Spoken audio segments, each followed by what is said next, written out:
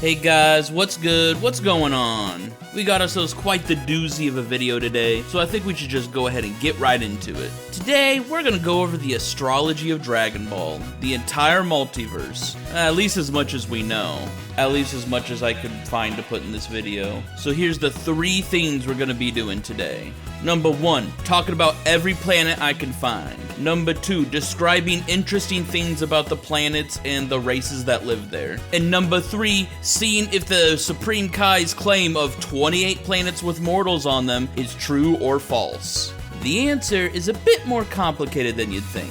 I'm gonna go kind of chronologically for the list of planets, at least like in the order we've seen them in. I might miss some here and there, like a barren planet shown in the background of a shot for some filler or something, but you'll let me know in the comments if I do. And with that all out of the way, let's get right into it.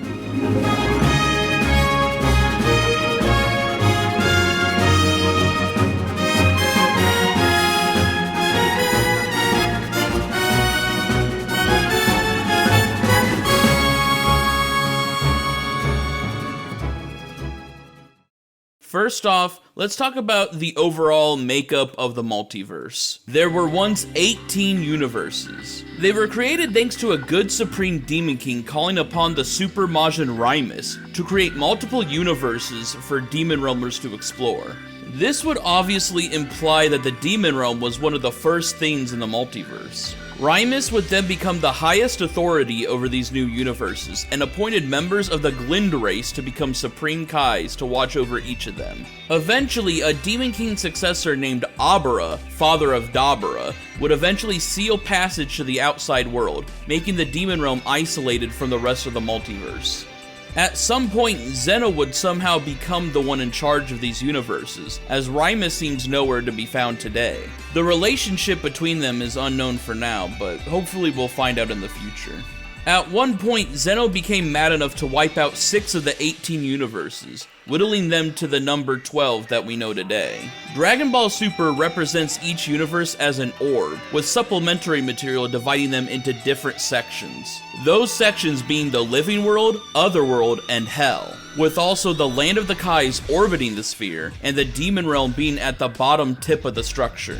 Thanks to Daima though, the Demon Realm may now just be its own separate part of the multiverse outside of the individual universes. Considering you can be transported to other universes there, when that seemed like an impossible task for non-gods before. The Living World is divided up into 4 quadrants in reference to the 4 cardinal directions, north, west, east, and south. These are sometimes referred to as galaxies, but it's debated on whether or not that means there's only 4 galaxies in the Dragon Ball world or not. When it comes to the mechanics of Otherworld, we'll be mentioning that in a later section. Also, somewhere out there in the multiverse is the World of Void, a place outside of time and space. That's where the Tournament of Power takes place. Then we have Zeno's Palace, which seems to live on top of a giant jellyfish in some yellow clouds. Easy theory crafting material right there. Now that we got all that out of the way, it's time to delve into the most important topic of today, Universe 7. Now, I'm gonna be dividing this up into different categories. The definition of canon in Dragon Ball is loose. Even Toyotaro says that to him, everything in Dragon Ball is canon. Toriyama said that the movies took place in alternate dimensions. So while canon is loose, I am going to divide them up into canon and non-canon sections, for the sake of being absolutely fair to the Supreme Kai. Because spoiler alert, if I counted the planets in GT and the games and the movies, Supreme Kai's dead wrong. So we're just going to be going over the planets in the Dragon Ball manga, with a hint of Dr. Slump, the Dragon Ball Super anime and manga, and Dragon Ball Daima. And first off, we got Planet Sadala. I'll go over the Saiyan homeworlds briefly, as I already talked about them in length in my Saiyan history video, so I'm just going to give you the spark notes and, some interesting stuff I didn't say there. The GT Perfect files refer to it as Planet Saya. Considering the Jin in Saiyajin means people from a particular place, this would infer the Saiyans came from a place called Planet Saya. and as we know, this is the original homeworld of the Saiyans. It more than likely resembles Universe 6's Sadala visually. The reddish atmosphere from space, even though it was like purple and green in the anime. Yellow skies, architecture that resembles low-class Saiyan houses in Broly, so they probably shared that as well. The GT Perfect files state that the original forms of the Saiyans may have been giant apes that evolved into humanoid forms. If we believe that to somewhat be true, then we know that apes may have been a big part of this planet's ecosystem. As we know though, it was eventually destroyed in a Saiyan civil war, probably involving the original Super Saiyan incident with Yamoshi, and this led them to move on to Planet Plant. It's seen as mostly a barren world consisting mainly of deserts. It's portrayed with a red sky in Bardock Father of Goku, an episode of Bardock, but shown with a blue sky in Dragon Ball Super Broly. It was originally named Planet Plant in the episode of Bardock and inhabited by an unnamed race.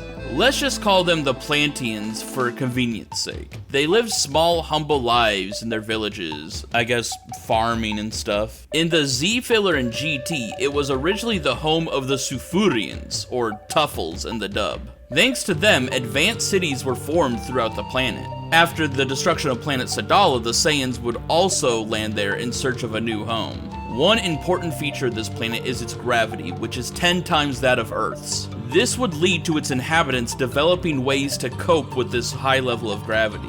Saiyans obviously would become physically stronger and tougher. The Sufurians are about half the size of the Saiyans, if not shorter, meaning their bodies are weighed down far less. And the Plantians are purple. I don't know. I don't know how to fit them in the theme. War would break out, instigated by the Saiyans led by King Vegeta. It was considered a stalemate for a while until the full moon shone in the sky, which happens only about every 8 years. This allowed the Saiyans to enter their giant ape forms, which allowed them to slaughter the Sufurian civilization. There were no known Sufurian survivors, yet 2 plans for revenge lived on. Toyotaro portrays that during King Vegeta's invasion, both the Plantians and Sufurians lived on the planet at the same time, presumably both wiped out together by the Saiyans. Man, that makes the episode of Bardock really awkward in retrospect. The Saiyans would then attempt to conquer other systems, but were limited in their reach. That would eventually lead them to make contact with the Frieza Force, and their deals gave rise to most of the technology you see in the Saiyan flashbacks. Frieza secretly grew fearful of their potential to grow stronger quickly and rise against him, leading him to destroy their planet and 99% of their race being wiped out. We know in the manga's canon, planets were being invaded and wiped out by the Saiyans, but obviously we don't know anything about them if they're not mentioned or shown, so I can't really talk about them in this video. One planet we see in the Broly movie was Vampa, where Broly was sent to as a child because of King Vegeta's jealousy. It's a complete wasteland, a cratered yellow surface with an even more yellow sky, seemingly no oceans or even a single body of water, as Broly was fascinated by the concept of water. The only known fauna on the planet consists of Vampa beetles and Vampa beasts. There's an interesting relationship formed between these creatures, as the beetles parasitically suck the blood from the beasts, and the beasts consume the beetles. It appears in the case of Ba, a mutual connection can be made with the beast, but Paragus Ruin's the only instance of that. Fun fact, considering the movie shows that Broly might have witnessed Goku's space pod flying by, Vampa must actually be between planet Vegeta and Earth. Vampa being considered a frontier planet while being closer than Earth only enhances how far away Earth is from the rest of the universe. And speaking of, let's talk about our big blue planet. I won't touch upon too much or else it'd probably be half the video, and pretty deserving of a video in its own right. So I'll just break down the most important information in understanding the planet. Overall, it's pretty similar to our Earth, but with major species and geological differences. The shape of the continents is a Pangea type world with some islands scattered about. It's almost in the shape of the eastern continents of real life Earth. Most animals that live here are about the same as in real life, with the occasional monster and weird creature here and there. Dinosaurs still roam the Earth despite Beerus claiming he wiped them all out when he first visited the planet. The sentient population on this planet are referred to as Earthlings, as it's not just comprised of humans. Certain alien races have visited the planet, like the Triclops race. Animal people of all types live among society normally. The king of the planet is a dog. The world is ruled by a single central monarchy government, and it's divided into 43 sectors. There is a global military made to handle threats, but they're usually too outclassed to handle anything plot relevant. There are a few important deities that oversee the planet, like the god / kami / guardian and Korin. Thanks to Kami, this planet has Dragon Balls that can change the very nature of reality within the god's power. Despite initially appearing as a primitive planet to visitors from across the universe, the technology on Earth is incredibly advanced. Dr. Slump characters exist within Dragon Ball, so Dr. Senbei was capable of creating something as powerful as a Raleigh. Bulma and her father's scientific achievements border on magic, from insane capsule technology to spacecrafts and time travel. Dr. Gero is capable of making androids far stronger than Frieza's family. Dr. Hedo, his grandson, is able to build the Gammas, who are more than likely rivaling god transformations of Saiyans in power. This planet has also seen more action than maybe any other planet in the universe. World to universe threatening entities show up every few years. It has been completely destroyed multiple times. The moon has been destroyed multiple times, usually brought back thanks to Kami, and some of the strongest beings in the multiverse call it home. It's also proven for the most part that the solar system is mostly the same, with a few examples I'll talk about now. Mars would obviously exist in the Dragon Ball world, but if Dr. Slump is canon to the Dragon Ball manga, then it means there's a couple of interesting facts about Mars. It would be home to the Martians of the Dr. Slump manga. However, it would eventually be destroyed by King Nico-chan in the manga. This is supported as you can actually see Martians from Dr. Slump in Dragon Ball's Otherworld. However, since it's a gag manga, it's inexplicably shown back to normal in a later Dr. Slump chapter, with Orale putting a crack through it. It's kind of up in the air whether you want to count these as events that happened in Dragon Ball, but I figured I should mention it. We know Jupiter exists, and it's pretty much the same as our Jupiter. It's first shown when Bulma and Mr. Popo tested out Kami's spaceship, meant to flex how fast this can go in a short amount of time. A possibly non-canon planet, but I'm going to talk about it anyway, is Nico-chan. It's meant to resemble King Nico-chan himself. We see it has plenty of fields and farms, and it's eventually terrorized by an alien that Arale manages to defeat. But now going back to Dragon Ball planets, we have that unnamed planet Nappa and Vegeta debut on. Some fans attribute the name Tritech to it, which is a Funimation dub name given to a planet Vegeta and Nappa utilize Cybermen on. These are the same ones that survived that crazy battle on Tradek. But there's no evidence to that name in Japanese or the original manga. What little we know about it is there seems to be a lush forest, and it looks like there was sentient life there until it was wiped out by the duo. As we know, the distance between this planet and Earth would take a year to travel through with the attack balls. After his defeat on Earth, Vegeta would land on Frieza Planet 79. It seems to be a type of forest planet, or at least the location we see surrounded by a forest. It contains a Frieza Force base with landing cushions for attack balls and healing pods for injured soldiers. The planet stage for the Tenkaichi games might either be a planet like this or Planet Vegeta. We also know Vegeta reached this planet from Earth after 18 days of travel. Considering it took less than a month for Vegeta to reach Namek from this planet, it must be located nearly as far from Earth as it is from Namek. And speaking of, the most iconic alien world in Dragon Ball. It's got that classic green skies and blue grass for that reversed Earth color scheme. There is no day and night cycle as there are 3 suns in the system, making nighttime an impossibility as one of them will be up at any given time. Many creatures live on this planet, particularly of the aquatic variety. Anime filler provided many other creatures, including serpents that resemble Purunga. It is the homeworld of the Namekians, obviously. It's revealed in the Granola arc that the Namekians in Universe 7 came from another dimension. As shown with Kami's spaceship, they were once capable of interstellar travel. In Dragon Ball Super, it is said they shaved off fragments of the Super Dragon Balls, giant orbs created by the being named Zalama. Since there is a set of Dragon Balls in the Demon Realm, this raises some questions as to the origins of Zalama. Perhaps he's an even more ancient Namekian before the migration to Universe 6 and 7. Either way, this gives them their own set of Dragon Balls that summon Porunga, a supposedly weaker version of the original Red Porunga in the Demon Realm. Namek was once a lush forest filled with the Ajisa trees, but then came the Great Calamity. All Namekians perished except for Guru and a Dragon Clan prodigy, the son of Katats, aka the nameless Namekian who would split into Kami and Piccolo. Guru was then responsible for repopulating the planet. Due to the asexual reproductive nature of the Namekians, even a single one surviving can keep the future of their people alive. While it's not outright stated, we never see any more Namekian spaceships in the series outside of Kami's, so the Calamity may have destroyed most of them. The new generation of Namekians would start planting Ajisa trees in farms across Namek in the hopes that one day their forests will return.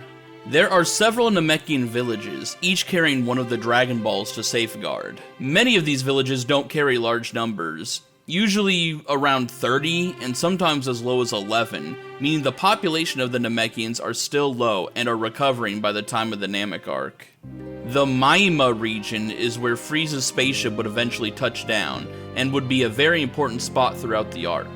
Guru lives upon a large natural pillar in a building akin to a throne room, being fiercely guarded by the strongest warrior, Nail. Namekian specialists are divided into two clans, the warrior types and the Dragon Clan members. Warriors are like Piccolo and Nail, carrying large power levels to defend their people. Dragon Clan members are like Kami and Dende, able to create Dragon Balls and use many magical abilities. Though Namekians in general seem to carry inherent magic, like Piccolo being able to generate clothes. Guru is even able to bring out someone's latent power. The events of the Namek arc saw the sad reliving of history where the Namekians are all wiped out besides the son of Katats again.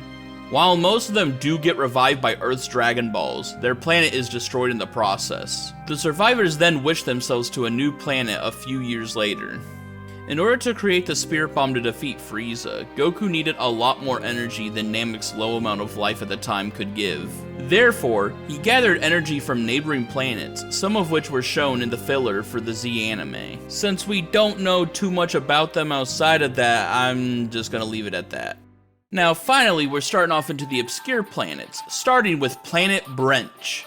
It's a planet controlled by the Frieza Force before and during the events of Z. It's located in a system with binary suns and possesses gravity 10 times that of Earth. The people of Brench resemble normal humans but with bright skin pigmentations like red and blue. Members include Jace and Banyu. Jace is actually from a planet in the same solar system, but is not actually from Brench itself. The high gravity led to the people of the system adapting their speed and agility, which is why Jace was teamed up with Burger. They had a form of baseball on this planet, as Jace's experience as a pitcher in the Galactic Little League was the basis for his Crusher Ball attack.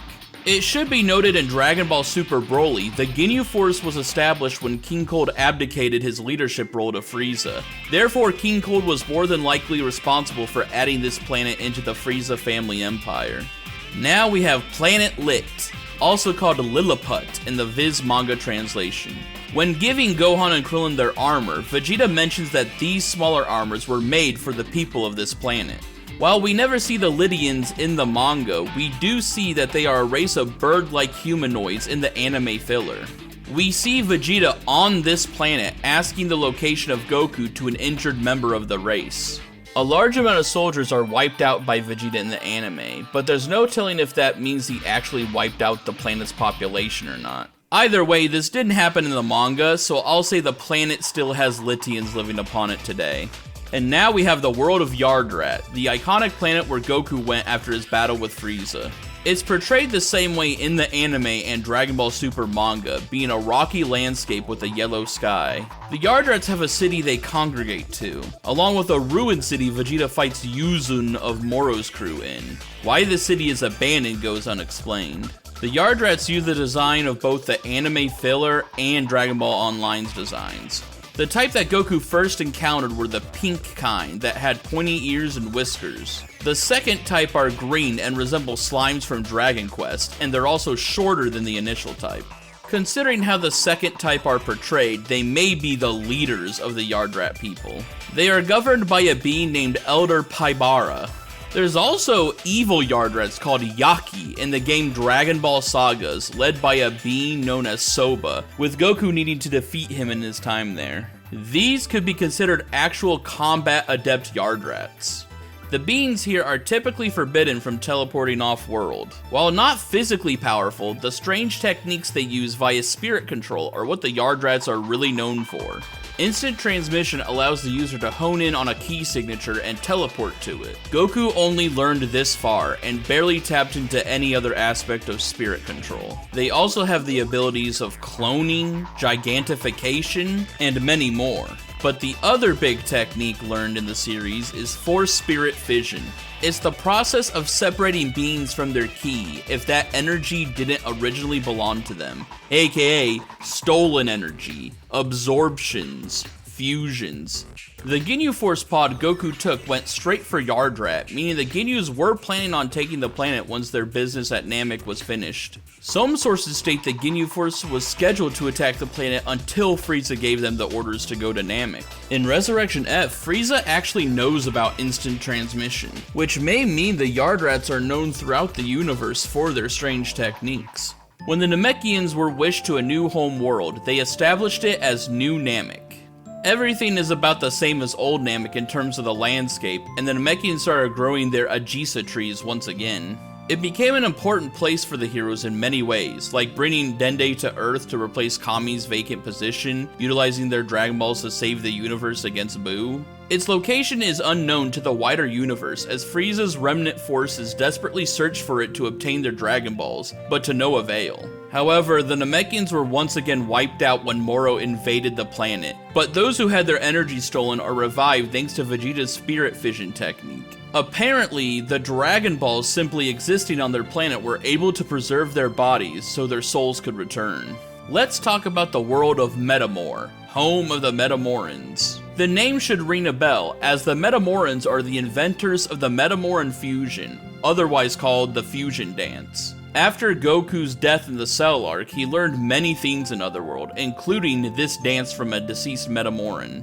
Fun little side fact, in the game Supersonic Warriors, Ginyu mentions after Yardrat, their next target would be Metamor. If true, this would imply that, like with Yardrat, the Metamorans are known throughout the universe for their mysterious abilities. We never see what a Metamoran looks like, but it's assumed the Fusion Dance clothes are the standard outfit of their race. Now here's a planet we've actually seen, Planet Zune, home of Pui Pui.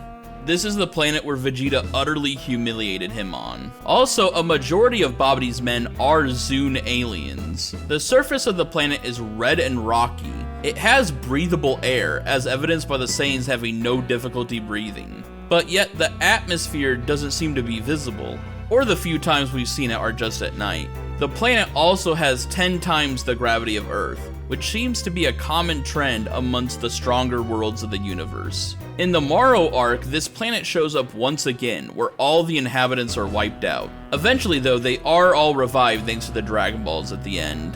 Then we have planet Ankoku, which is Yakon's home planet. As the name Ankoku, translated to darkness, suggests, the planet's main trait is that there is little to no light. From what we can see though, it appears to be a rocky environment, with no vegetation, probably due to the lack of sunlight. Beings from this planet, or at least Yakon, consumes light as a food source. Another world we know offhand is planet Popol.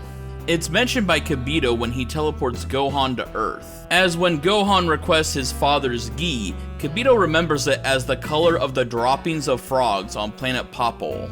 There's also a planet we don't know anything about that Kibito Kai, Elder Kai, and Dende travel to when they escape the fight with Kid Buu. The only thing of note is the yellow grassland they hang around before teleporting to New Namek. In the manga Sachi-chan Good, we see a peaceful planet with no police or security known as Octo. Since they lack a security force, it makes them easy targets to outside threats. How this race ties back to Dragon Ball, the Galactic King of the Galactic Patrol is a member of the Octo race. Then we have Planet Tek Tek, an orange world with 2 yellow rings orbiting around it. It's appeared in multiple Toriyama manga, most notably Neko Majin and Oishishima no Usama. They sought to steal resources from Guru Guru Island due to the damage their planet suffered thanks to heavy pollution. Members of this race are shorter than humans and have round heads with minimal features. The most notable members from this race in Dragon Ball are Gurei, the wife of Vegeta's brother Tarbal, and Iriko from the Galactic Patrol. In Dragon Ball Daima, we see the planet Batapi. It's a combination of 2 brown planets orbiting one another, creating a ring between them. This is presumably the closest planet to Earth with a Sur warp in order to enter the Demon Realm. Believe it or not, Beerus's planet actually exists within the living realm of Universe 7. It's located in an area unreachable by normal means, which is why Whis is usually needed to visit and leave. And with his incredible warp speed, King Kai's planet is only a 26-minute trip. The planet itself appears to resemble an upside-down pyramid. Trees adorn the surface with small animals living along it. There are waters filled with sea creatures Beerus occasionally fishes for. In the center is a giant tree where Beerus's castle lies. There are multiple moons that orbit the planet, but on a whim Beerus may destroy them, so the number is inconsistent.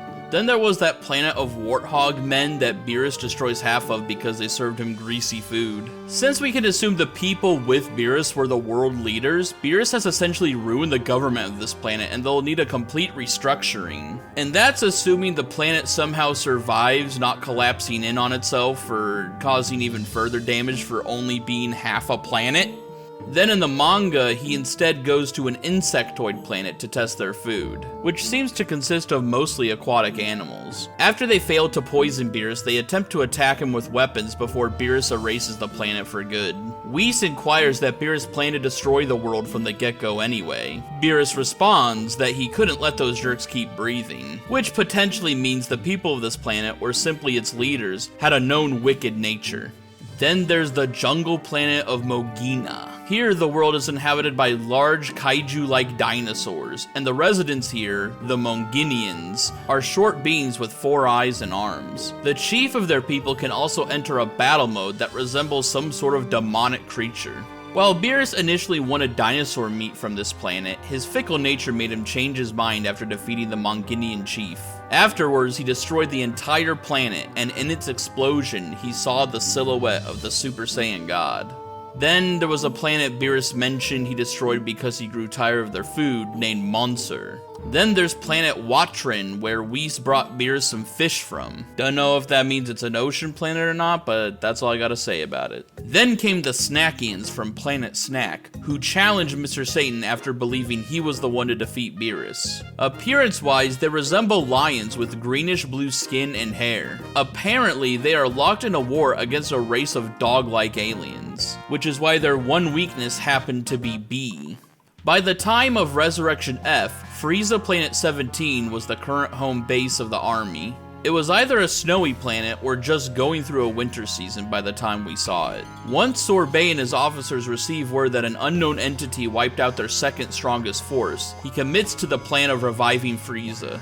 We also see Frieza Planet 448. By the time of Resurrection F, planets around the universe started rebelling against the weakened Frieza force. This one successfully driving away the army and gaining their freedom. Knowing Frieza's iron grip on the universe after the Tournament of Power, it would not be surprising if he regained control of some, if not all of these systems again.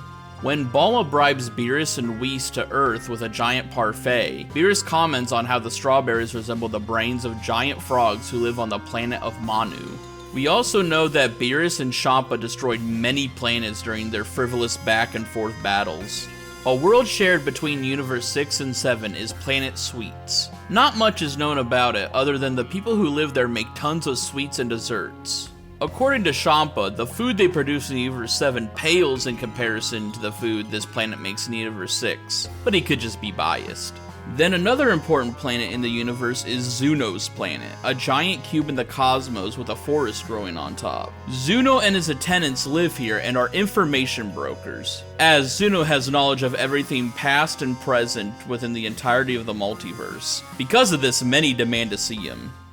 Beerus's biggest lie, Monaka, comes from the planet of Wagashi. He's a universal delivery man, but it's unknown if the business is based on his homeworld. Then we have the rocky, mushroom-laden planet of Potafu. The only inhabitant of Potafu is Potage, who guards a dreadful force. There were rumors of a great power-boosting liquid called the superhuman water. Turns out these rumors were false, and what's actually there is the planetary weapon to defeat invaders known as the Kamasan. Its power is to copy and essentially replace their host as the original person fades away into nothingness. However, though, it is eventually sealed and locked away yet again thanks to the efforts of the Z Fighters. One unfortunate victim of Kamasan, though, is the space pirate Grill and his men, who originate from planet Saut. Its inhabitants, if Grill and his men are anything to go off of, have a shark-like appearance. They came to Potafu in order to obtain the superhuman water, only to fall victim to Kamasan and disappear into nothingness. Oh, also there was that planet Frieza was destroying at the end of the Broly movie. There was that rock out in space Moro and the Supreme Kais fought on, where Moro sucked up a ring planet's life energy during the middle of the battle. Then there's planet Jun, a very rocky and rugged place where the mineral called Blue Arum is mined. On Earth, this same material is known as Sky Gold. Goku and Mir stop the Macaroni gang before they can steal the Blue Arum. There seems to be a variety of races that work here too, including dog-like security men, a sheep guy train operator, and some pointy-eared gentlemen. Then there's the planet Misa, Iwaza, and Kikaza fought on. It's a jungle planet filled with reptilian creatures that Moro was eventually going to arrive on and suck the life force from. Then there's the planet where 7-3 fought the porcupine humanoids, the ones with the ability to shoot quills like arrows and teleport. Then there was a planet that Moro's men fought 6-armed beings on. While Moro observes the fight with 7-3 and Gohan, he and his men are on this planet where all we really see is an ocean and platforms. We can assume the end result was that Moro sucks up the life of every living thing here. As Vegeta defeats Yuzun on Yardrat, Moro is shown sensing his progress on a planet with domed structures and a forest. Presumably, like the other planets, he must have absorbed the energy of the residents. At the end of the arc, the Dragon Balls are used to bring back seemingly everyone who was killed by Moro, so these planets I've been talking about had their inhabitants restored to life. Then we have planet Cereal, a mostly arid terrestrial planet, but it is occasionally adorned with purple trees along its surface. It was once home to the Cerealians, a humanoid race with green hair. They were known to live up to 200 years of age, and live in their prime throughout it, similar to Saiyans. Their red right eye gives them far better visual acuity, giving them excellent accuracy, which is why Granola's primary way of fighting is sniping. Their left eye can also evolve to match and heighten these abilities even more. A tribe of Namekians also settled on this planet. Both the Cerealians and Namekians would unfortunately suffer near total annihilation at the hands of Frieza's army, especially by Saiyans. Only Granola and Monito ended up surviving the ensuing conflict and confrontation with the Heater Gang, where the two invading factions partnered to take over the planet. The planet was then sold off to the Shugurians, who no longer had a homeworld. After the events of the arc, Granola wished that the damage done to the planet be restored. And Monito also opts to deactivate his Dragon Ball set afterwards, considering the mess they've caused. As Goku and Gas were having their instant transmission battle, Goku lands on a planet Jaco is shopping at. It appears to be another arid environment with a barren landscape outside of a large city. Multiple races of people seem to set up shop here, with it unclear who may be native to the world. And continue with the instant transmission battle, Goku then goes to some sort of galactic control outpost, then a planet Monaka is working at, then a planet with rocky pillars and a strange wavy sky, a meteor where some sentient squids live, and some sort of dinosaur planet where Whis the Oracle Fish is getting some sort of tour ride. And with that, we have all the planets in Universe 7 for now.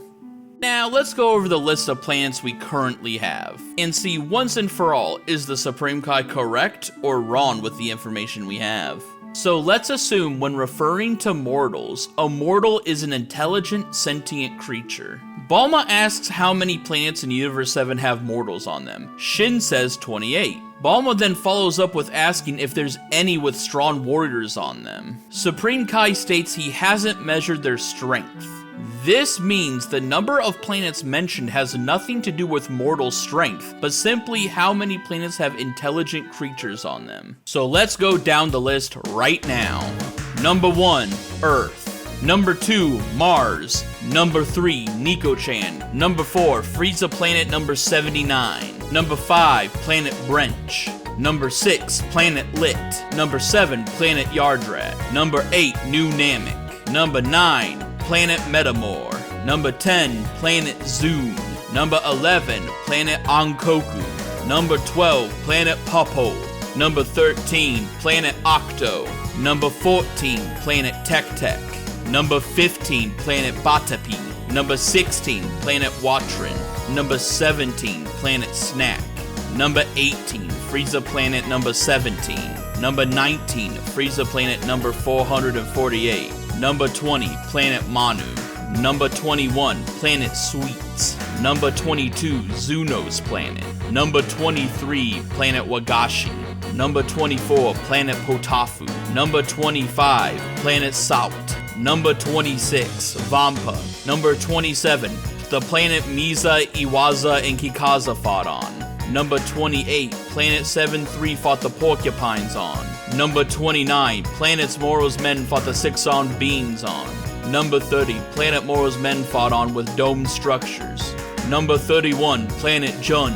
Number 32, Planet Cereal. Number 33, Jocko's planet he got groceries at. Number 34, the Dino planet Whis visited. So there we go, 34 planets with confirmed life on them. So that's it, right? The Supreme Kai was wrong. But there's some details that make a couple of these planets iffy. So I say let's be as charitable to the Supreme Kai as possible. I won't count Beerus' planet because I assume the Supreme Kai would have only considered planets disconnected from the gods. I will disregard the Galactic Patrol and their bases and their prisons, as those are locations disconnected from native inhabitants. Mars potentially doesn't exist anymore. Nico-chan is potentially non-canon to the story of Dragon Ball. 4 planets with living things are unconfirmed to have intelligent sentient life. I will count Vampa, but only because Broly and Paragus were there, and I think that's good enough, but you can argue if that wasn't. So if we remove all the unknown variables, we have about 28 planets with confirmed sentient life.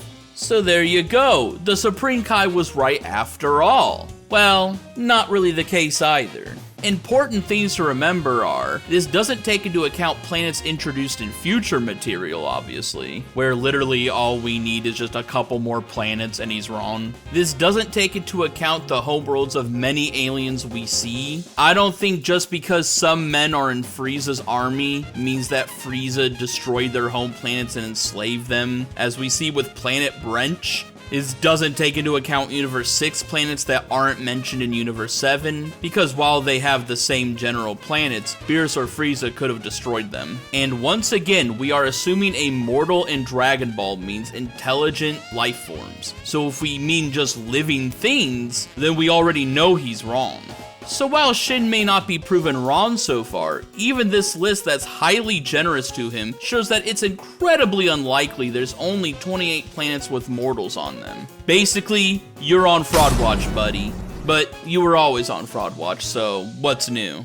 And also, this list never took into account filler, movie, GT, and video game planets, which could always be reintroduced in the future, considering, you know, Toyotaro's love for these, and the fact he finds them canon.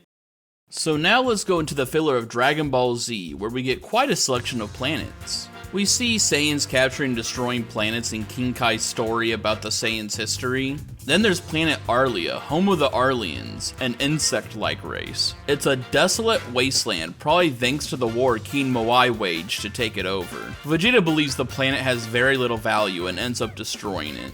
We know the mirror spaceship orphans that Krillin, Gohan, and Bulma come across once came from a planet ravaged by Frieza's forces. The duo of Raiti and Zekro read the minds of Bulma, Krillin, and Gohan to create a fake Namek, all in an attempt to steal their ship, but eventually are found out and left stranded once more. All we know about it is it's a dark and dreary place filled with many monsters. Let's see, there was also those 3 planets that King Vegeta destroyed with one wave of his hand. Then there was Tazba, a planet mentioned to King Vegeta during a flashback. The Saiyans took multiple days capturing it, relying on the full moon to give them the boost necessary to finally subdue it. Sheik was a planet that Nappa, Vegeta, and Raditz took 3 days to capture, which led to Zarbon and Dodoria mocking them for taking so long when it could only have taken them 1 day. The Makio star is a rogue planet that passes by Earth every 5,000 years. Those native to the star, like Garlic Jr. and the Spice Boys, get a boost in power once it's in orbit.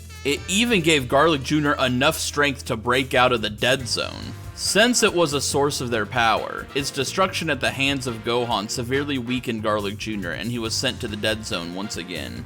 Along with Planet Lit, Vegeta visited many worlds in his search for Goku after Namek's destruction, such as these twin planets. In his frustration of Goku becoming the Super Saiyan of legend, he nukes part of the planet. He's convinced that he sees Goku, though it doesn't seem to go anywhere as this was just filler as Toriyama planned to reveal where Goku really was when introducing Trunks. So you could just chalk this up to Vegeta being delirious. He then goes to another barren planet to exterminate more of Frieza's soldiers. All this time, though, King Cold takes Frieza to an unspecified planet to repair him into Mecha Frieza. Wherever this is, it must have the most advanced technology in the Frieza Force, as Frieza is not only rebuilt, but enhanced to be even stronger than bufore. And then, Kid Buu destroys some unnamed planets in his rampage across the universe. There's planets destroyed in Kibidokai's flashbacks of Kid Buu. And that's pretty much it for the filler. Now, let's move on to the movies and specials. Starting with Planet Kanasa, home of the Kanasans, which were wiped out at the beginning of the Bardock Father of Goku special. This fish-like race were known for their psychic abilities. The last survivor reveals that they could see their own fate of being wiped out by the Saiyans and were unable to do anything about it. Therefore, he curses Bardock with that same fate as punishment. And then in that same special, whether it's Planet Vegeta or some other Frieza-controlled planet, Vegeta trains against Cybermen. Another location in this special is Planet Meat, which is full of insectoid aliens that got wiped out by Bardock's team before they themselves were murdered by Dodoria and his men. It kinda resembles Planet Vegeta somewhat, at least from this special. The people of this planet, strangely enough, though probably coincidentally, resemble Frieza's first form in some of their design elements.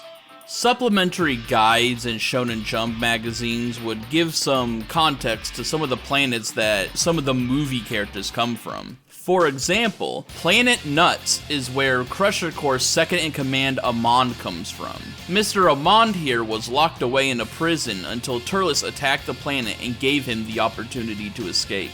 The planet of Kabocha was home to the Pakimpa dynasty. Dais was the prince of this kingdom, but impressed Turles enough to be given an offer to join the crew, which he accepted. The only thing we know about the planet Ikanda is that the cyborg Cacao was made in order to fight a galactic conflict, a star war if you will. On the planet Beans, there was once a race of extremely intelligent life forms there, but they were all wiped out into extinction somehow. Turles, somehow, someway, revived 2 fossilized remains of this race, and so Raisin and Lakase joined the Crusher Corps. After the previously mentioned Cataclysm on Namek wiped all but 2 native Namekians out, the movies introduced a 3rd survivor that lands on Planet Slug and dons its name for himself. He would eventually establish a clan of demons on the world before leaving in his planet cruiser. This ship is able to make the planet it's attached to terraformed into a habitat suitable for him and his men. Slug wished to convert Earth into the planet cruiser's outer shell after the last planet's destruction. This could mean Planet Slug was used as a shell and destroyed at one point, but we don't know that for sure. Cooler Planet number 6, Zalt, was a water planet, like Neptune or Camino from Star Wars. Because of its environment, Naze's people developed into amphibians. Cooler Planet number 98, Brench. I already talked about Planet Brench earlier, but in the movies, Cooler is the one who owns it, and Salza is a warrior from there. Salza is said to be a genius who knows over 7,000 galactic languages. Whether this is indicative of his race having higher than average intelligence, that Salza is exceptionally smart, or that he's some kind of mutant like the Ginyu Force members, is unknown. Cooler Planet number 256, Beppa, is the home of Dore. Its inhabitants here have developed tough bodies, as all land masses are surrounded by lava and have a very deadly environment. There was also that planet at the beginning of the movie that Cooler conquered and made himself a little throne out of. While not really a planet, I thought I could bring up the Big Getty Star, an artificial planet-sized machine whose AI chip integrated with the remains of Cooler. The chip assimilated debris and technology throughout space until eventually combining with the Tyrant, becoming a new sort of body for him. It survives on feeding off other planets for fuel, as the case with New Namek. The crew aboard the machine were the Cyclopean Guards, Guide Robo, and of course, the Metal Cooler Army. The core of the machine was Cooler himself, and he could manifest into a giant state. If it takes in too much energy though, the Big Eddie Star could overload and eventually explode. Goku seeks out the energy of the legendary Super Saiyan on a wrecked planet in the South Galaxy. In the world of the movie, or whatever movies you believe are attached to it, the entire South Galaxy is destroyed from this point onwards. I assume the Supreme Kais would eventually create planets, and so life would cultivate there, but for now, it's just gone. Paragus offered the prince of his people, New Vegeta, as a way to establish their supremacy once again, which initially didn't grab Vegeta's interest until the mention of the legendary Super Saiyan. It was propped up as a beautiful, thriving planet full of subjects that were loyal to the royal family. Interestingly though, a majority of Paragus' men are from the Lit race that Vegeta massacred in anime filler, meaning they were probably all in on this Vegeta betrayal coming up. However, it was all a ruse. The cities of this planet are in total ruins, potentially from a civilization already destroyed by Broly. The labor used to build the ruse and mine the planet were slaves from the nearby planet Shamo. A rapidly approaching object called Comet Komori was set to collide with the planet in order to wipe out Vegeta and the rest of the Z-Fighters who took the trip there. Eventually, the planet would be completely engulfed and destroyed by the comet. The planet Totokama requires a half-day trip there and back from New Vegeta. Vegeta searched out the legendary Super Saiyan here along with Broly, not yet realizing the irony. Shamo was a planet visible from New Vegeta. Its enslaved people could only look up back at their old home, wanting to go back there one day. But Broly callously destroys it with a single blast as a show of his cruelty. Comet Komori is a gigantic object floating through space. It does not fit the definition of a comet, nor an asteroid or meteor, so it is more appropriate to call it a rogue planet due to its sheer size, which just means it's a planet not trapped in the orbit of another object. The world of Hera is where Bojack and the Galaxy Warriors come from. Considering the similarities between the members of the crew, we can assume that the Hera clan are proficient in psychic abilities. The greatest warriors of this race seem able to access a super mode where their skin turns green and they buff up tremendously. According to the game Super Butoden 2, King Kai says they are the last surviving members of the race. Considering they were imprisoned in King Kai's planet, the Galaxy Warriors must have done plenty of grievous crimes, so it wouldn't surprise me if they were responsible for the near extinction of their race. The world of Konads is the home planet of Tapion and Monosha. The buildings here have an ancient aesthetic to it, like Greece or Rome. Around 1,000 years ago, the planet was attacked by evil warlocks seeking to awaken their evil demonic beast Harudagarn. Harudagarn killed a majority of the planet's population, but nothing states that they were outright wiped out before the two brothers sealed the monster away. However, the planet actually is confirmed to exist within the South Galaxy, so there's a chance if you think the movies connect that Broly did destroy it. And that's just about it for the movies, so now we gotta move on to another section of Universe 7, Dragon Ball GT. So let me take you on a grand tour. First up, we have Emeka, the first planet on our hero's journey, which is an arid desert where the Emekians are forced into poverty by the taxes of Dong Ki. Many homeless and poor merchants live in the slums where the tyrant keeps an iron grip on them through the police and military. They are also barred from leaving the planet due to the confiscation of all forms of space travel. Once Goku in the game stops them once and for all, Don Ki promises to return all spaceships and offer free living to the citizens of the planet. Mon Masu is a planet where everything is about 10 times bigger than the typical size on other planets, from both flora to fauna. Once Goku helped remove a Black Star Dragon Ball from a giant's mouth, he showed that they are actually quite friendly. Gelbo is a planet where earthquakes are a common occurrence. A large monster named Zunama could predict when these earthquakes would occur and trick the Gelboians into doing what he wanted, as he convinced them that he was the cause of the seismic activity. He would be defeated, and the gang would get another Dragon Ball. Bihei was an asteroid filled with giant worms, covered in tunnels where the crew met the Para brothers. Lude is the home of the Lude cult, worshipping a giant machine mutant of the same name. They believe him to be a god of destruction, which would be really funny if Beerus existed in this universe. The cult would be disbanded, with its leaders defeated by Goku, Trunks, and Pan. Rudes is a desert planet surrounded by stars, its surface populated by aggressive sandipedes. Planet M2 is a giant machine mutant, similar to the Big Getty star. There was once a highly intelligent species who lived here before being destroyed by the machine mutants. They were considered an inferior race that needed to be wiped away by the self-proclaimed superior race. Considering Dr. Miyu and Baby's lore, this is immensely ironic.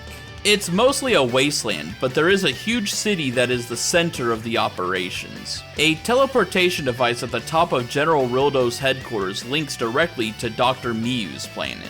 Here, Dr. Miyu, a machine mutant Sufurian scientist, works in his laboratory to create Baby, the Sufurians' ultimate hope for revenge against the Saiyans. The planet has a menacing aura and fits that dark work has been done here vibe to a T. Pital is a planet recognized for its large hospital facilities. You can see a cross from space at the center of its largest continent. In Xenoverse 2, there is a food item you can get called the Patalian freshwater fish, implying the fish native to this planet were brought to Kanton City, just like how Namekian frogs and other wildlife are present. Then there's the planet of the giant tiger, which has a giant tiger. And then there's the planet of the dinosaurs, which has some big dinosaurs. And then finally, planet Polaris is where they get the last Dragon Ball. Giru calculates that the planet nears sub-zero levels of temperature. When in possession of the Black Star Dragon Balls, Baby Vegeta wishes the Sufurian home back into existence, creating Planet Sufuru Reborn, or New Planet Plant. Since New Planet Plant is the same planet restored to what it was before the arrival of the Saiyans, its infrastructure is more in line with Sufurian technology. Thinking about it though, this is technically a second planet Vegeta, as it is the same planet that was conquered by the Saiyans long ago. Side note, Baby's possessed slaves must be way stronger than they were free from his influence, as they are not affected by the planet's 10 times Earth's gravity, despite a majority of them being normal Earthlings. Though they also seem fine there outside of his control as well. And I guess Mr. Satan is unaffected as well, but you know, maybe he's just built different? Okay, the writers probably just forgot about the gravity thing. But Baby restored it to exactly how it was before, so it's worth bringing up. Also, unless I'm mistaken, they never address what happens to the planet afterwards, so it might still be out in Earth's orbit in GT. The Shadow Dragons incident isn't the first time it's happened in history, as Mr. Popo talks about a planet who also abused their Dragon Balls, resulting in the destruction of said planet and its entire galaxy. Guessing this is some ancient history, as a whole galaxy getting wiped out on some Broly energy is wild. Now time for some Universe 7 miscellaneous stuff that comes from the games. For example, there's the Green Planet, which is Majin Ozoto's lair and Dragon Ball Z VRVS.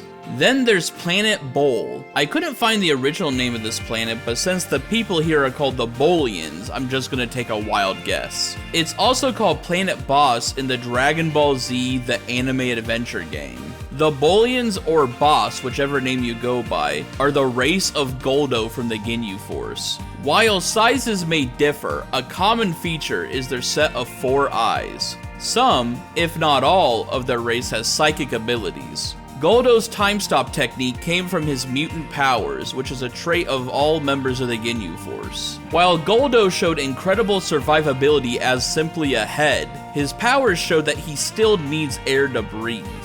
Then there's the planet Kun and plan to eradicate the Saiyans. Its inhabitants are a race of dog people who get targeted by pirates from the planet Wata. The planet Wata is a world mostly made of water, hence the pun in the name. The natives here live underwater in a town called Kwa. There's also a sea god present on the planet. Then there's the Dark Planet, the home of Dr. Raichi after he escaped planet Sufuru. Here, on this gas-covered barren rock, he created his Ghost Warriors to take on the Z-Fighters as revenge for his people. It's eventually destroyed once Hachiyak, the ultimate Ghost Warrior, is defeated. And in one of the Dragon Ball Heroes trailers, we see some kind of toad men on a planet Lord Slug and his men are attacking. And finally, there's Planet Glass, home to the Glass Tribe. It's a world of vast bluish-green glass structures forming all across the planet. It was at one point completely decimated long ago by a space pirate, hinted to be chilled from episode of Bardock, and its only 2 known survivors appear in Super Dragon Ball Heroes. Now, we are done with Universe 7. Those are all the planets that we know of, and some of those could come back in the future and really make Supreme Kai look like a real idiot. But now, let's go on to the planets we know in some of the other universes. Starting with Sweets, a planet Champa says is better in Universe 6 than Universe 7 due to the quality of their food. They provided him a Puff Puff fruit on his birthday cake, but Beerus ate it first because it was also his birthday. We also hear later in the arc about the planet Zoer, a world with a apparently pleasant atmosphere, which Vados eventually bases the atmosphere for the tournament arena. The tournament arena would be based on the Nameless Planet, a barren rock manipulated by Vados to create the perfect stage for the Tournament of Destroyers. It's apparently in a neutral area between but not bound by either Universe 6 or 7. It turns out the planet itself is simply an outer casing of the final Super Dragon Ball needed to summon Super Shenron. Universe 6 also has its own planet Sadala. As these Saiyans did not develop into the space barbarians we know today in Universe 7, they never caused this planet's destruction nor conquered any other world to live on. Architecture here is similar to the Saiyan structures found on planet Vegeta. The Saiyans here are more like an intergalactic police force seeking to protect peace across the universe. King Sadala rules the planet and commands the Sadala Army. The planet itself is protected by a section of the army known as the Sadala Defense Force. We also know there are bands of criminals who live on the planet, with one group run by Caulifla who acts as a sort of Robin Hood type organization, stealing riches and supporting the poor. Universe 6 also has its own planet plant in Super Dragon Ball Heroes. Since the planet never got taken over by the Saiyans, the Sufurians still exist here. But as we see in Super Dragon Ball Heroes, the Sufurians create Neo-Machine mutants Kamen and Orin, who go on to cause quite an amount of trouble for our heroes. Why they would make their own Evil 17 and 18 combo is unknown, as they don't have the motivation to create machines of revenge targeting the Saiyans like Baby or Hachiyak. Therefore, either these are rogue machines, or the Sufurians here are now the evil ones. When we learn of this universe's Earth, we are told it is destroyed in a foolish war that eliminated all Earthlings and ravaged the planet's ecosystem. This motivates Champa to propose the Tournament of Destroyers as a way to steal Universe 7's planet Earth with the Super Dragon Balls. After Beerus wins the tournament, he decides to do his brother a favor and restore this planet with a wish to Super Shenron. So who knows, maybe we'll see this Earth in the future. We don't know much about the planet Namek of Universe 6 other than a large portion of the population volunteered to fuse with the 2 warriors Salnel and Pilina. Crazy to think with all these years Piccolo had been training that his full being plus Nail was about the strength of many Universe 6 Namekians combining together. We can assume these Namekians also had ancestors that migrated from the Demon Realm. Mayane was a planet Kaba and Frost saved from space pirates, recounted to show how good of a guy Frost was. It had an atmosphere and environment similar to Earth, with the inhabitants being silhouette-like creatures. However, it turns out those pirates were led by none other than Frost himself, using the conflict to boost his public image. One of the more notable planets from Super, and one of the only planets we know from Universe 10, is Babari, a lush jungle planet with yellow skies, home to the primitive Barbarians. 1,000 years in the future, they will develop tools, form tribes, and create homes. However, their violent nature would not go away, and was one of the few catalysts that steeled Zamasu's resolve to wipe out every living thing in the multiverse. In Super Dragon Ball Heroes Universe mission, it was one of the locations that made up the composite prison planet. In Universe 2, we see a planet which the Kamikaze Fireballs reside on. In this planet, and maybe throughout Universe 2, beauty is equivalent to strength, so the strongest warriors are considered the most beautiful, which is Ribrianne in this case. Also, depending on which version you go with, Krillin is either considered ugly or incredibly handsome to their beauty standards. Apparently, there are some Sufurians associated with Universe 2. Whether that means they live there or their planet's there, we don't really know. On the October 2017 issue of Shonen Jump, it mentions that Universe 2 has a Yardrat and a Sufurian on the team. It doesn't say who the Sufurian is, but it's narrowed down to two guesses. Either Zirloin or Zarbuto. Considering Zarbuto has that big mustache like Dr. Miu or Raichi, I think he's the safer bet. It makes no mention if they originate from Universe 2, as the existence would go against the Twin Universe rule. So either these planets also exist there, or these individuals universe hopped.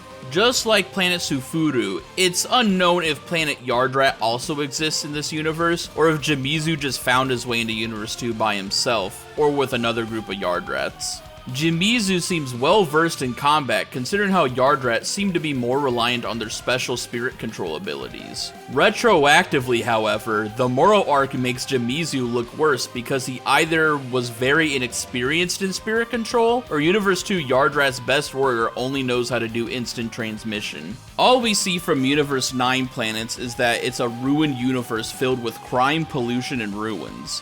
Sidra, the god of destruction, is worried about upsetting the Grand Priest about making mistakes destroying planets in Universe 9, showing he is a good reason for why it's in such decay.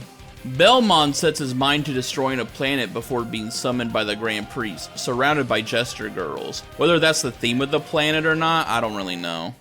The planet Daldon is a Universe 11 world that fell under attack in the Dragon Ball Super anime. It was invaded by a being called a Dorakian with his giant monster Aragne before the Pride Troopers swooped in to put them down. Obviously the Dorakian has to be native to, well, planet Dorakia. The individual we see resembles a combination of the Medians from the Bardock special and Cell's first form.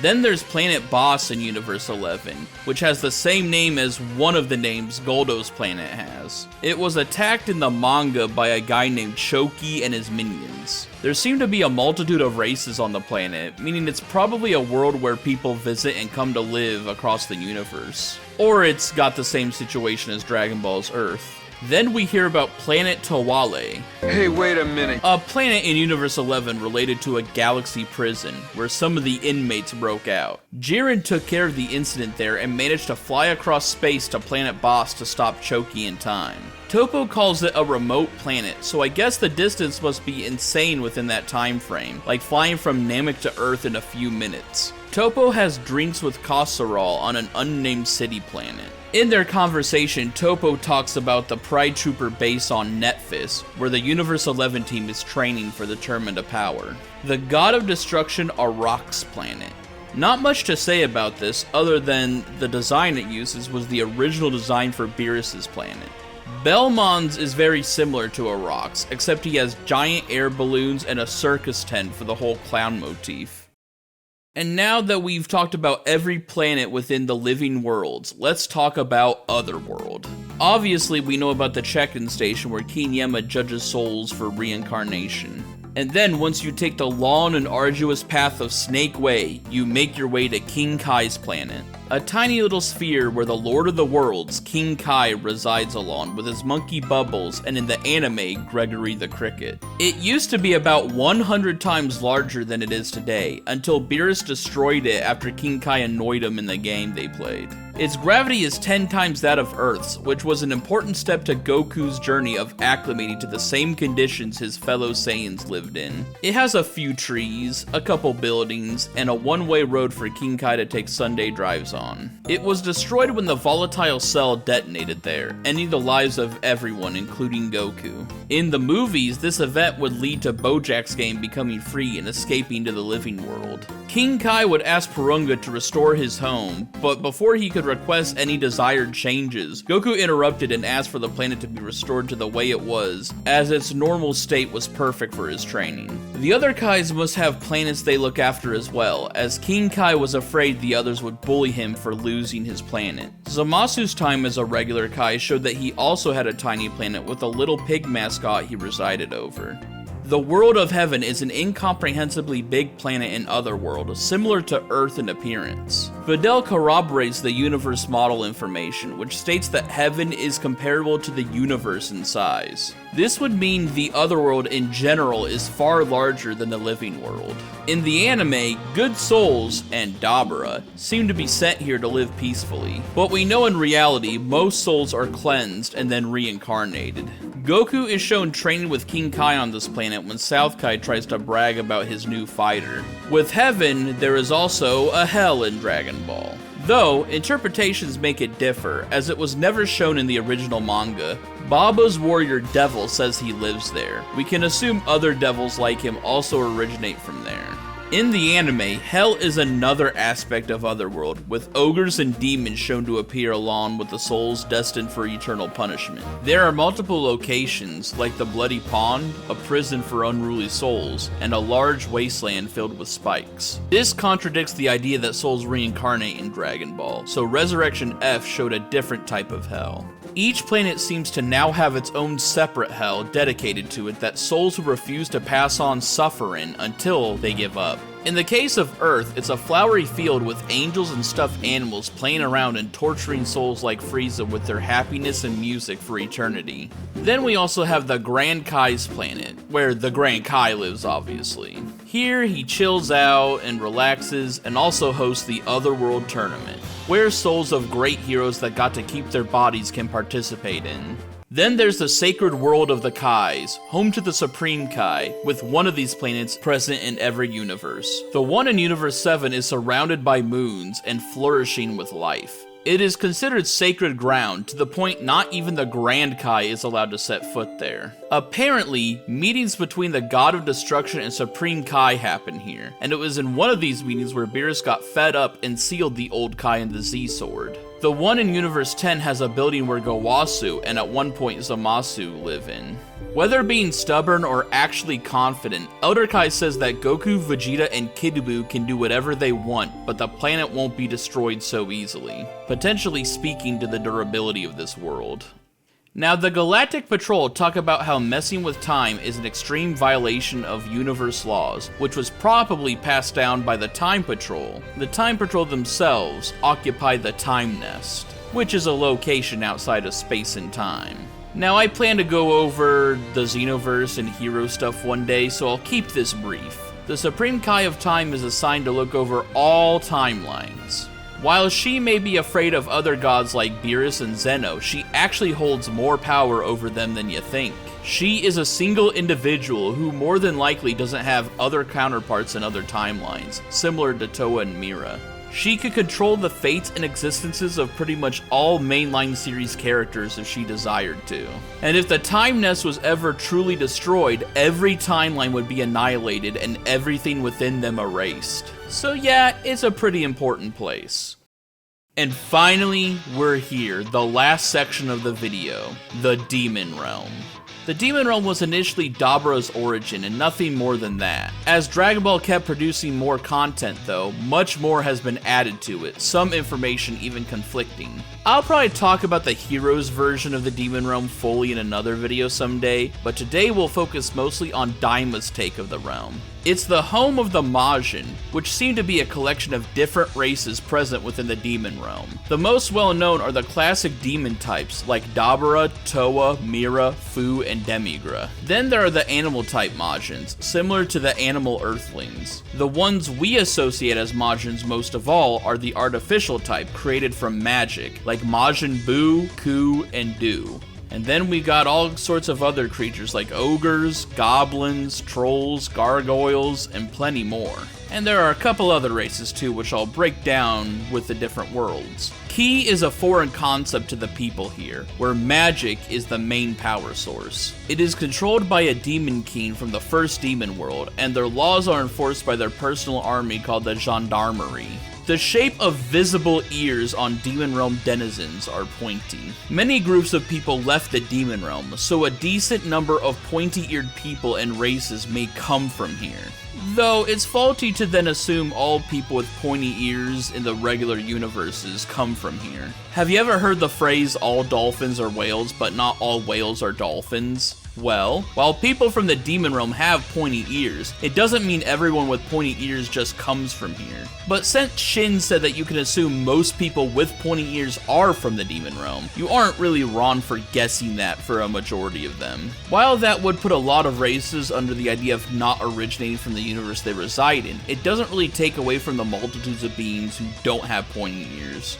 A legendary Namekian named Neva created the original Dragon Ball set and spread each of them to all three worlds, encouraging adventure and hard work for the Namekians living there. However, as villains and dubious people kept trying to get their hands on them, he created the three Tamagami to guard them, now requiring a test of both strength and intelligence.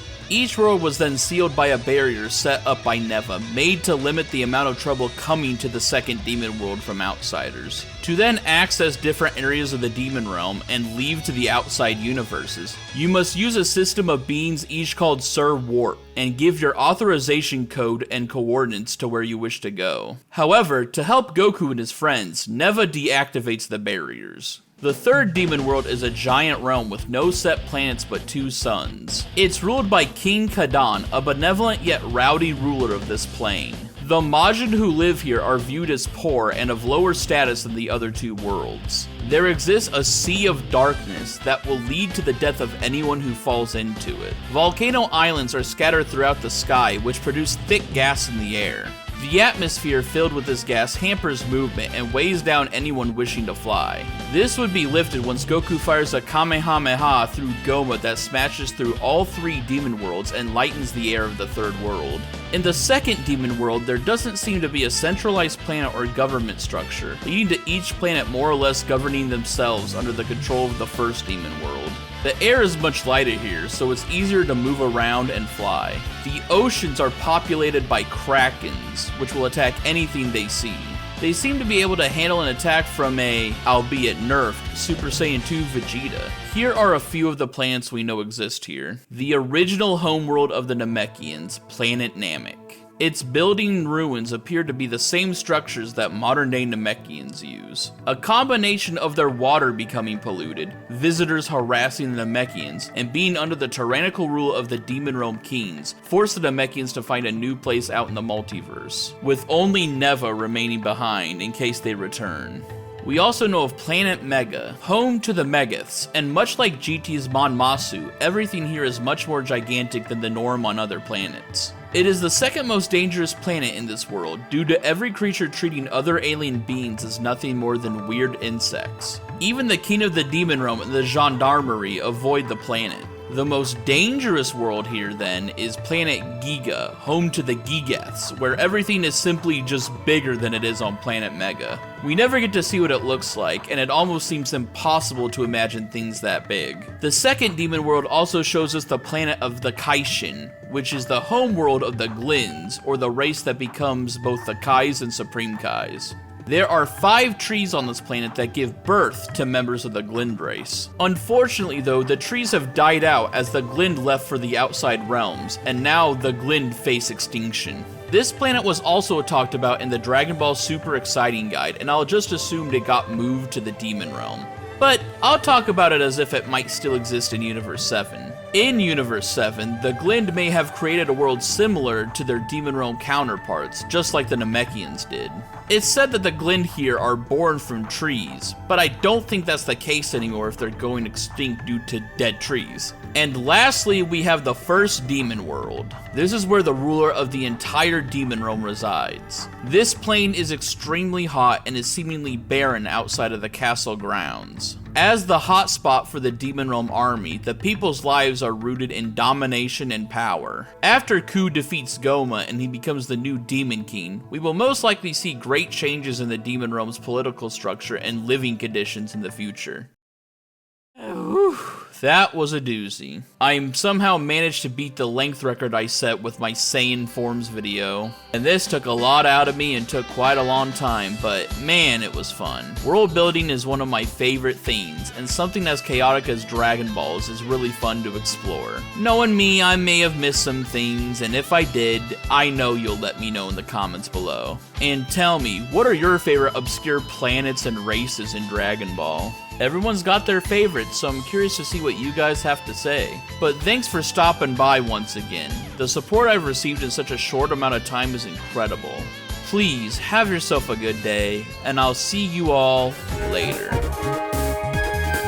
I was never book smart, I'm drawing smart. Brings flair to my videos. Call me Mr. Art Festival. Shorty Q and her circle too. I told her click subscribe and ring that bell to hit like on the video.